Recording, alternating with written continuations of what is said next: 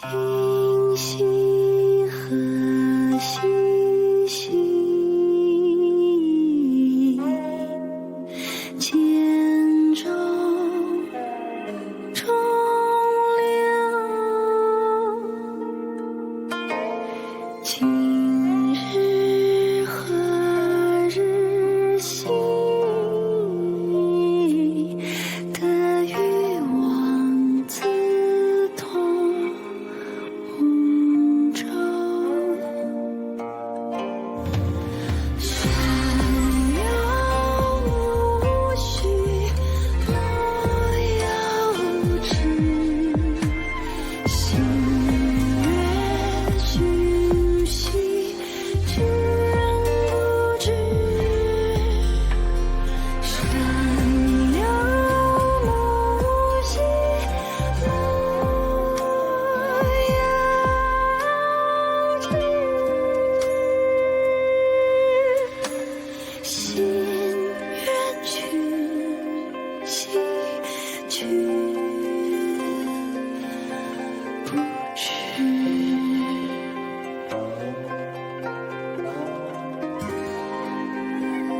君不知。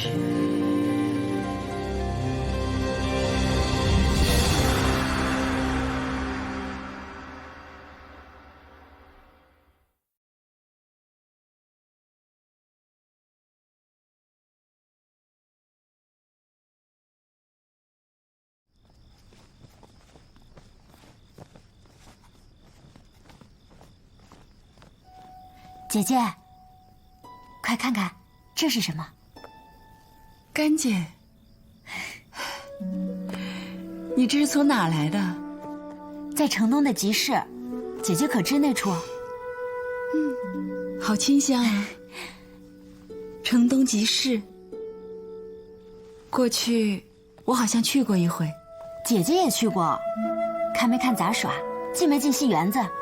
那些铺子里的糕点，姐姐可有尝过？最喜欢吃什么？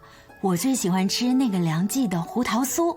你这一口气问我这么多问题，你要我先回答你哪一个？那姐姐先说说你何时去的？可是上元节？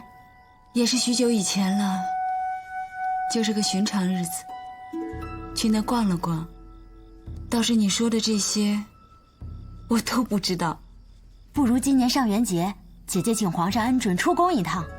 皇上那般疼爱姐姐，必会应允的。或许到时候还会微服陪你出去呢。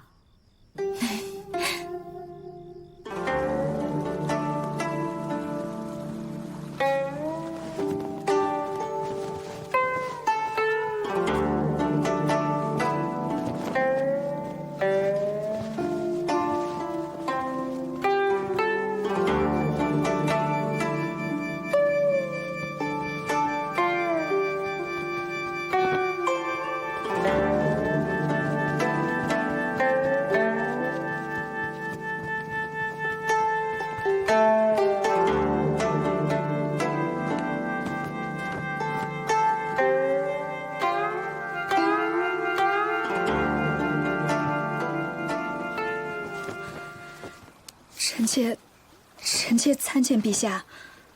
此为何物？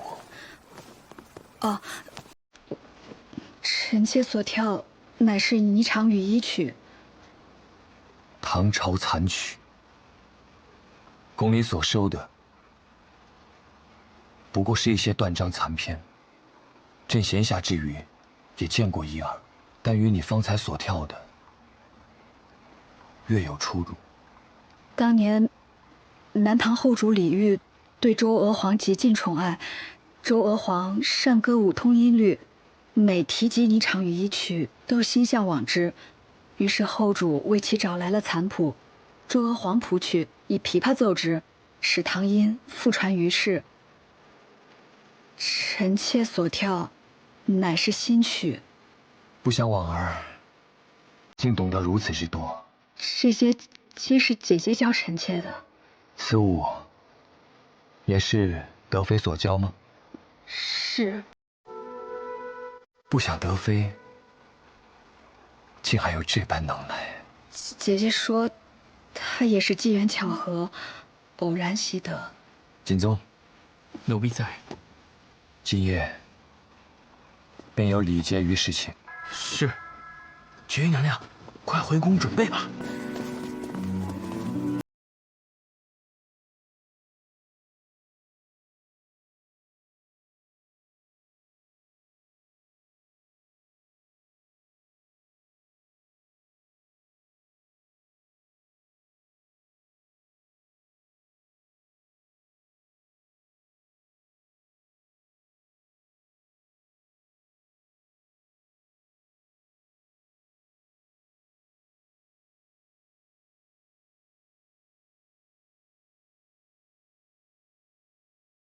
姐姐不怕陛下怪罪，不怕伤了陛下的心吗？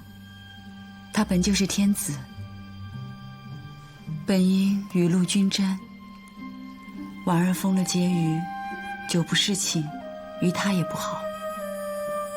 可这不一样啊，皇上自然是能宠幸嫔妃了，可姐姐亲自安排则有所不同。皇上那么爱姐姐，一个男人如何忍受自己心爱的女人亲手将她送到别的女人的床上呢？璎珞，皇嗣关乎国之根本，既入帝王家，关乎社稷。皇上自己也清楚，有些事情是不能感情用事的。皇上当然清楚了，不然也不会顺水推舟，便召了婉儿姐姐侍寝。说起来，都怪前朝那些大臣们，为何总要在皇上面前提皇嗣的事？还有那个纪王，为何总要生那么多小王爷？还有那个潘贵妃也是，成天处心积虑就想夺姐姐的宠爱。她有个小……璎珞，你说话总是这样口无遮拦的。你身处后宫，有些事情当知谨言慎行，哪些话该说，哪些话不该说，得有分寸。莫要平白的为自己添了些是非。我也就是在姐姐这里，才想说什么就说什么的。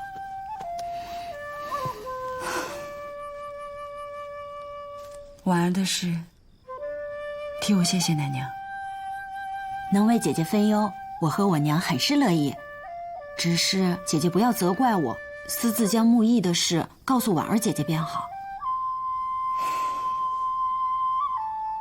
此事她早晚会知道的。我就是想婉儿能够早日打开心结。婉儿姐姐都能侍寝了，想必也是下了决心要忘记那木易了。行了，时候不早了，早些回去歇息吧。姐姐，我今夜就睡这里了。姐姐，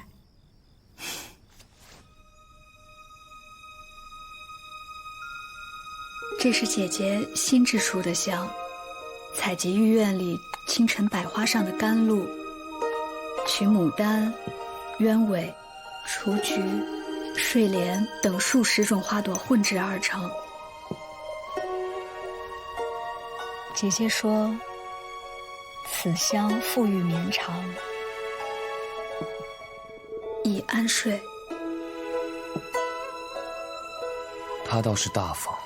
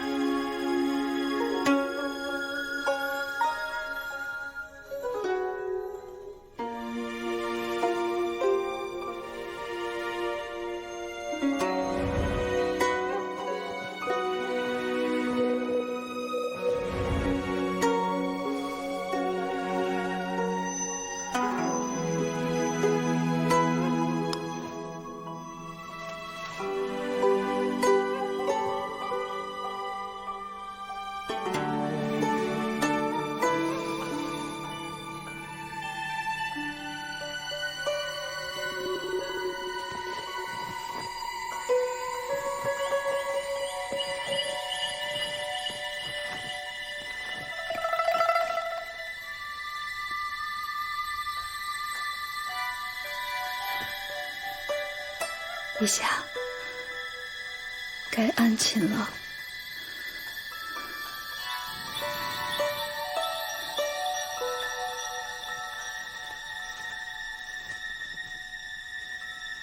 儿今夜似乎与平常不太一样。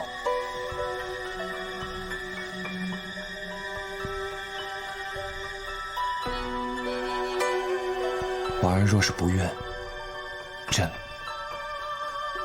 亦不会勉强。不，陛下，臣妾愿意的，臣妾心甘情愿做陛下的女人。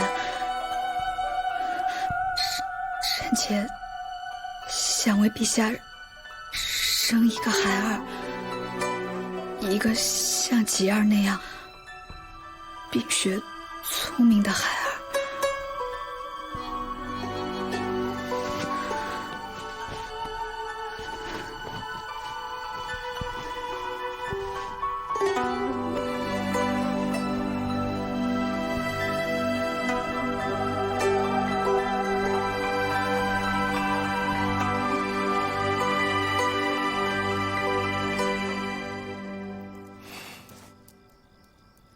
我这承平殿会不会终有一日变成长门宫啊？娘娘，李婕妤不过就是侍妾，娘娘是贵妃，万不可轻贱了自己。事情之后呢？要是生下皇子呢？李婕妤身份卑微，就算生下皇子，也没法和娘娘相比。何况她未必有那个命。命？何为命？又何为天意？我怎么突然觉得我活得像个笑话？娘娘，徽宁殿那位现在该是如何？那贱婢是他送给皇上的，他为了子嗣也是机关算尽。今夜一过，这主仆二人便是联手把持皇上，他的后宫地位也会更稳固了。他还自以为是，我就等着他刘娥自食其果。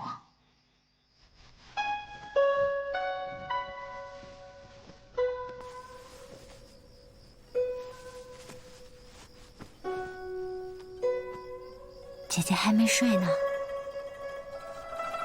吵到你了？没有，我也还没睡呢。左右咱们都还醒着，姐姐能陪我聊聊天吗？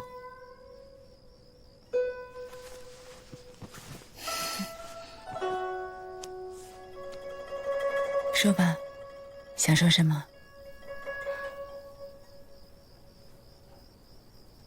姐姐怕皇上吗？怕？你怕皇上？先前问姐姐今夜的事，怕不怕皇上怪罪？我是真有替姐姐担心过呢。你为何会怕皇上？照理说，你是皇上奶娘的女儿，应该跟皇上亲近才是啊。才不是呢。皇上对我娘再好，身份就摆在那儿。我终究不过是个下人的女儿。皇上是高贵的天皇贵胄，云泥之别，怎谈上亲近呢？和别的皇子相比，至多皇上算是一个更俊俏的皇子罢了。那你还怕他？这跟他的长相无关啊。皇上是长得挺俊俏的，脸上也总带着笑。好多嫔妃被他看上一眼，就会脸红上许久。可是姐姐不觉得皇上的笑很危险吗？尤其是那双眼睛，就算是笑着看你，也会让人无端的心生惧意。姐姐，我倒是喜欢他那双眼睛。为何？你可知晓我与皇上是如何出世的？姐姐快说些给我听听吧。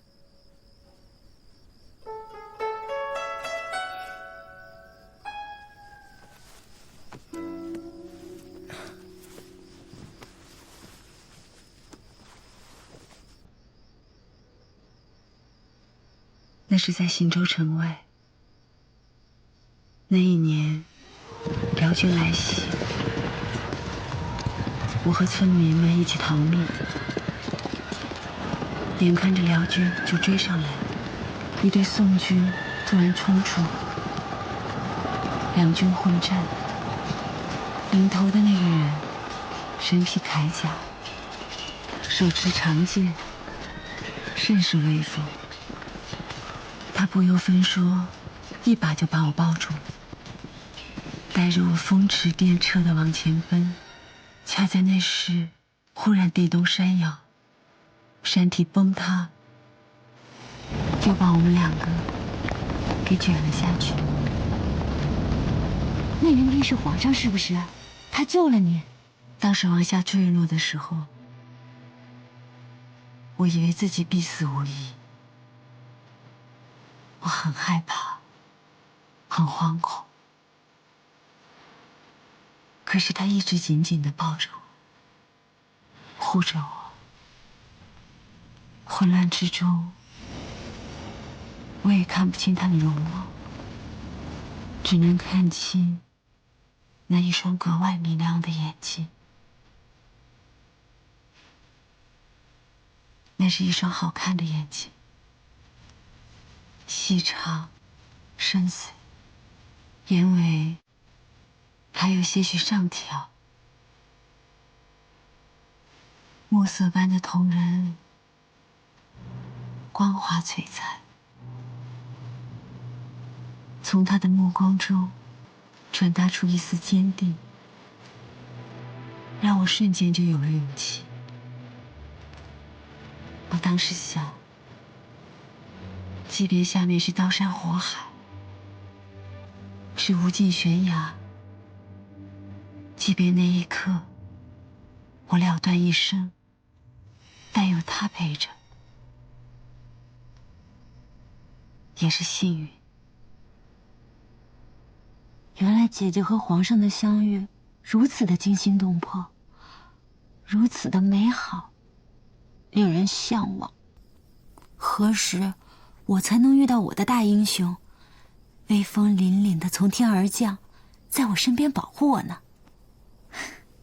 你又说孩子话了。如今你已进后宫，这些事情都不能再想了。睡吧。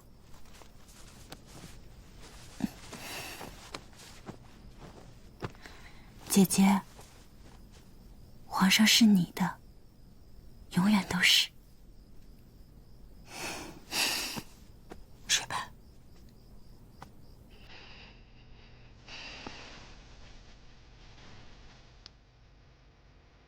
他是我的英雄，是我的夫君，可也是天下的君王。我不能让我的夫君为世人诟病，偏宠私薄，不能让我的英雄为后世非议私德。不管是万里山河，还是九重深宫，他的心愿，我必定勉力育成。即便那个助他完成心愿的人不是我，我也希望他能如愿。三郎，我的心意，你可明白？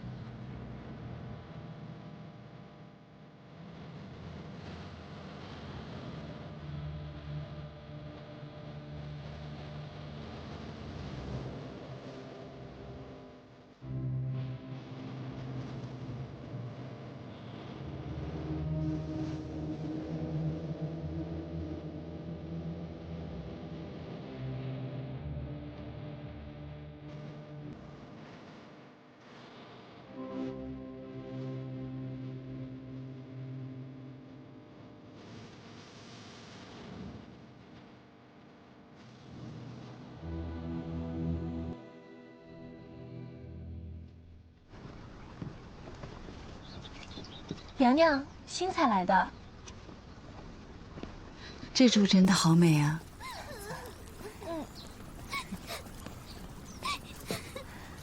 我们去赏寿安，好不好？怎么哭了？把她带过来。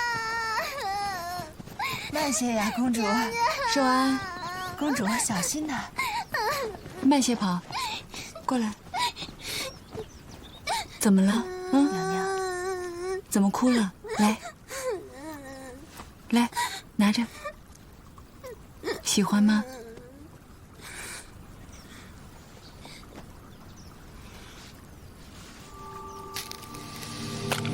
你的手怎么了？寿安，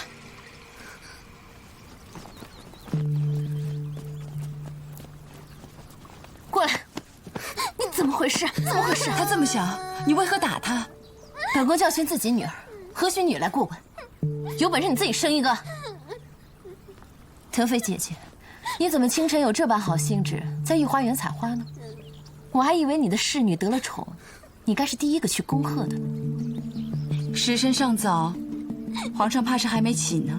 姐姐这份胸襟，真非常人所能及。妹妹过誉了。从来但见新人笑，哪闻旧人哭。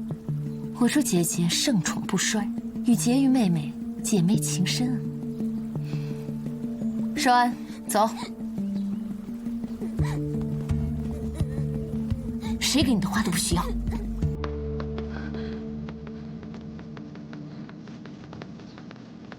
娘娘，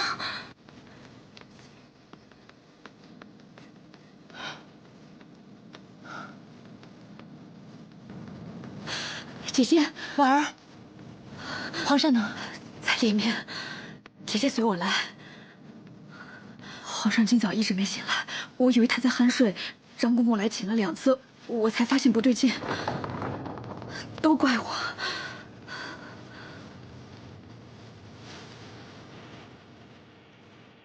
陛下，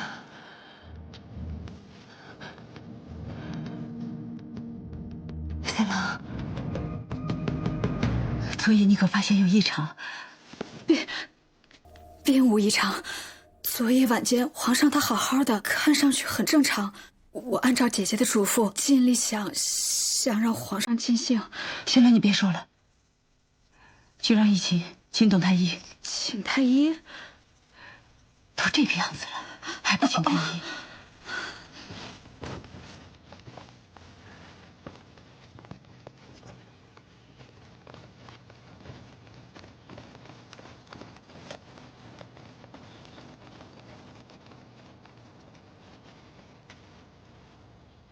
皇上如何？回娘娘，皇上脉象虚弱，印堂发紫，怕是只说便是了。怕是皇上元阴耗损，已伤了根本啊！此次的症状比上次更有加剧之势啊！这病症竟如此凶险。王大人，早。张大人早啊！张大人，哎，早。哎，刘大人，岳丈大人，贤婿不必多礼。一如最近可好啊？内人一切安好，只是时常念叨岳丈和岳母。大学士也算是煞费苦心了，竟然真的舍得将自己如花似玉的妙龄女儿，嫁给丁卫这样一个年过不惑之年之人。王大人是聪明人，想来有自己的计较。哼，聪明，恐怕反被聪明误吧。上一次皇上足足昏厥了一整日，这次董太医有没有什么法子能让皇上醒来？法子倒是有一个，不过皇上龙体金贵，老臣不肯贸然用药啊。哎，曹大人，喜天外孙，潘某还没当面恭贺呢。潘大人有心了，娘娘请看，此疗法便是将此银针插入头顶百会穴，以开窍醒脑。不过疗效却是因人而异，老臣也确实没有十分把握，还请德妃娘娘决断吧。姐姐，这世上并没有十拿九稳的救治之法，对不对？哎，曹大人，曹大人，父亲这就故意了。凡事皆有度，过犹则不及。皇上无子，这纪王却不知节制的一生再生，这岂不是让双方都感到尴尬吗？啊？这曹大人可有的心操喽。哎，这上朝的时辰该到了吧？怕是后宫有事，耽误了。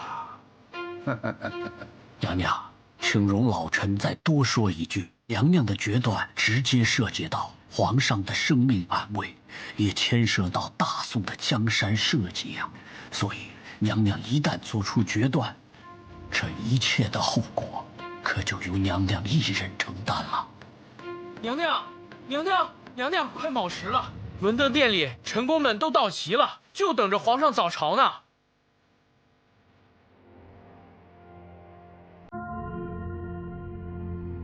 刑侦是。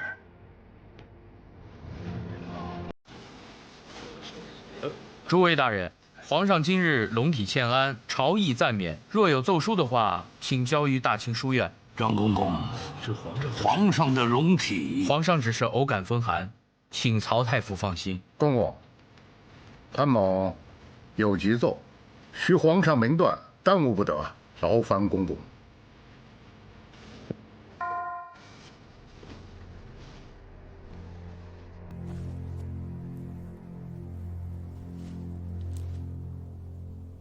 怎么没动静啊？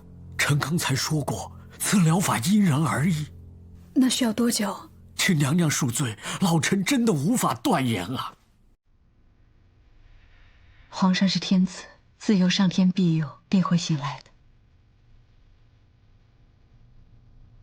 辛苦董太医了，请董太医去偏殿歇息。是。谢娘娘。琳琅，带董太医去偏殿。董太医这边请。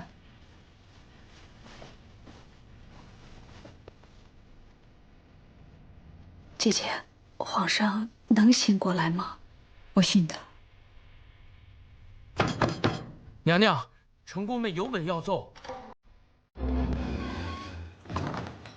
张公公，里面请。来，奏书给我。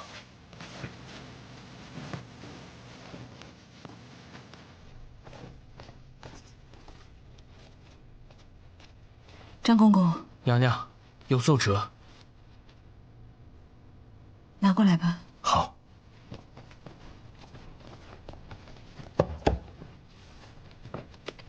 娘娘，马军副都指挥使贺敏，治军严苛而寡恩，且常克扣士兵军饷，是已犯了众怒。据密报，全军上下欲举兵起事。韩国公说事态紧急，需要皇上亲自圣断。此事确实耽搁不得。张公公，你先去外面候着吧。是。姐姐，皇上还未醒，如何是好？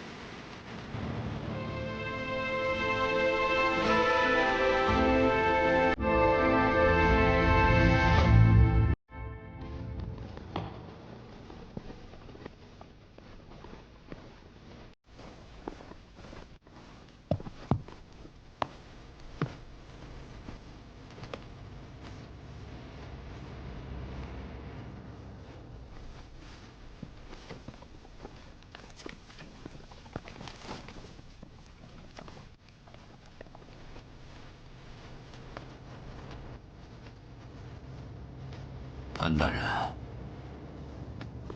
皇上这字迹行云流水，力透纸背，看来皇上并无大碍呀。苏大人，皇上调贺敏为天平军节度使，这是拿了他的兵权呢。他手下的兵就可以躲过苛政，安心的服兵役，消弭叛变于无形。哼哼，皇上圣明啊！禀娘娘，摄州府新进贡一批雪梨，奴婢特意送来给贵妃娘娘品尝。劳烦公公了，把雪梨拿进来吧，放桌上。是。退下吧。是。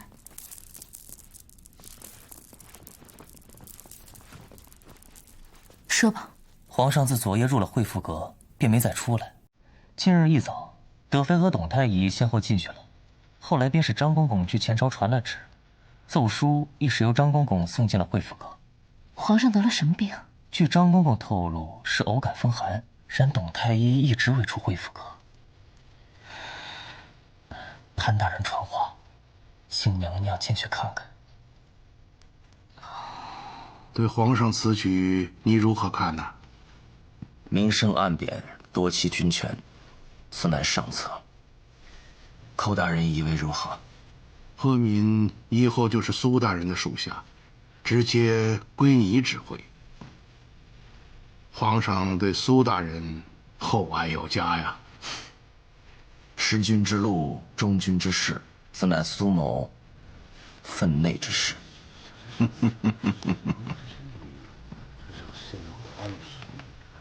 岳丈，啊，你看这字迹。哎呀，皇上写的一手好字啊！看出来了。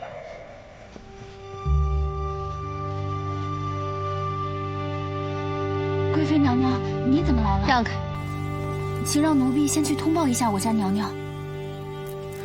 让开，让开！娘娘说话你没听见吗？有何资格阻拦本宫？给贵妃娘娘请安。贵妃娘娘，这是要作甚？寿安给他父皇请安来了。皇上染上风寒，刚服过药，歇下了。寿安，我们改日再来看父皇，好不好？皇上受了风寒，那寿安与我更应该去问安了。贵妃娘娘，皇上已经歇下了。贵妃娘娘，德妃姐姐，你这是何意啊？莫非现在我们连见皇上一面也不行了吗？方才我已经说过了，皇上服了药，歇下了。再说寿安还年幼，倘若染上风寒，可如何是好？这就不劳德妃姐姐费心了。寿安是皇上的女儿，自有皇上福泽庇佑。德妃姐姐，你这般一再阻挠我见皇上，让人不得不怀疑，这其中是否另有隐情啊？李婕妤侍寝一晚，皇上竟病得出不了惠福阁，这期间到底发生了什么？德妃姐姐，你虽受皇上宠爱，但总不能一手遮了天，且还是关乎龙体安危大事吧？你今日是非见皇上不可。是。依琴开门，让贵妃娘娘和寿安公主进去。可皇上不是吩咐了不见外人的吗？贵妃娘娘和寿安公主是外人吗？是。怎么这般热闹？哦，几位娘娘都在啊。奶娘，老身是专程给婕妤娘娘送汤水来的。听闻皇上染恙，赶着过来看看。为何你们都立在门口？这是做什么呢？皇上刚服药，已经歇下了。那你们为何还立在这里，扰皇上歇息啊？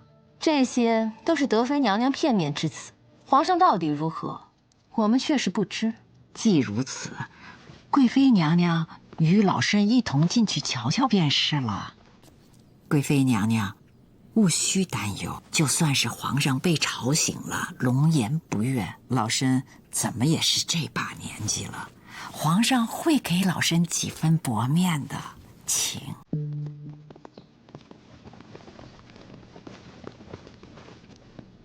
奴婢参见德妃娘娘。娘娘，皇上批阅的奏书，奴婢已交与韩国公。这些奏书是大臣们早上新送来的。董太医吩咐过，皇上不能受风，将这些奏书送到惠福阁的书房里，等皇上醒来，精神好了再批复。是。贵妃娘娘，请。我还是不去了。若真朝的皇上，本宫于心难安。要不还是奶娘带我们去看看吧。贵妃娘娘，你信得过老身？奶娘是陛下的奶娘，我怎么会生疑？栓，回去。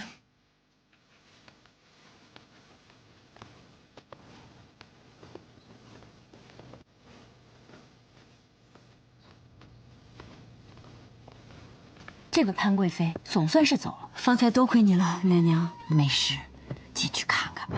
走。皇上这般多久了？2日了。太医怎么说呀？因是旧疾复发，已用银针开窍醒脑，但何时能醒，还尚未可知。皇上没有慌思。他昏迷不醒的消息一旦被传开，不仅前朝后宫，乃至整个天下皆有可能大乱。那些包藏祸心之人必会犯上谋逆。奶娘所言极是，我已将给皇上诊脉的董太医留在了惠福阁。如今除了张公公知晓皇上情形的，就我们屋子里这几个人了。娘娘思虑周全。皇上如今这般情形，幸好有娘娘内外斡旋。我们总得做些什么吧，也不能如此干等着皇上醒来啊。太医都束手无策了，你又能做什么呀？有一件事，璎珞能帮上忙。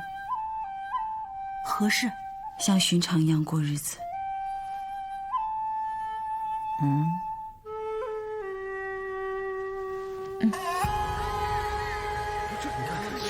这村民是侧见呀，是这欺人太甚！蔑视啊！送人行动，这是什么意思？看看这都是些什么呀？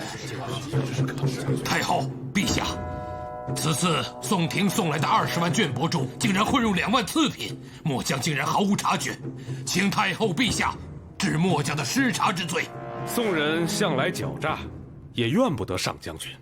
这是宋廷明目张胆的蔑视我朝，如不予以还击，宋廷还以为我大辽好棋，以后会更加变本加厉，送来更多的次品，或许干脆免了那罪垢。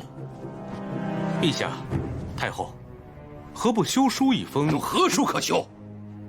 大军压境，道理自然分明。到时候末将不但让他还了那2万次品，更要让他10倍的补偿。陛下，臣请战。请容臣调拨10万军士，直取雄州关。上将军少安勿躁。澶渊盟约是我朝与宋廷结成陆力所达成，想那宋皇帝不会主动破坏。那这是什么？这又是什么？这2万次品，也许存在着误会，在我们没有搞清楚事情原委之前，贸然出兵问罪，一则显得我大辽处事莽撞不讲道理，二则若是混入的次品，宋皇帝也确实不知情，倒是我朝破坏澶渊盟约在先，受了宋廷以口实。依丞相之见，此事该如何处置？陛下，臣愿再去宋廷兴师问罪。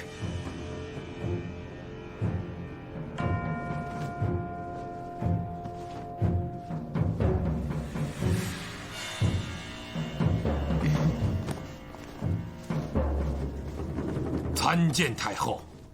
不知太后召臣前来，所谓何事啊？上将军此次前去宋庭，哀家有一样东西想托你转交给一位故人。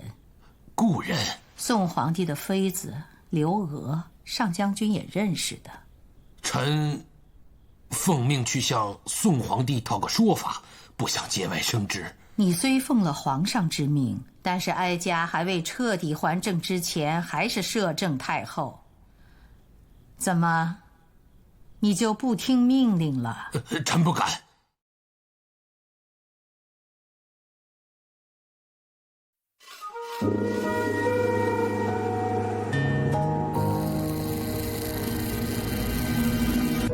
在早烟光过，为水波生夜，春朝雨寂静晨雪，正安发。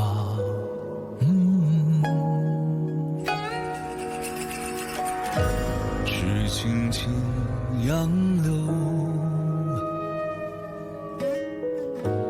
有诗情盼着。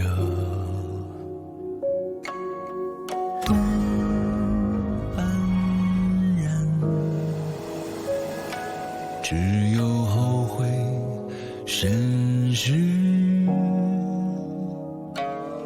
切，各居一杯酒，各一句谈人生。最难欢聚已离别，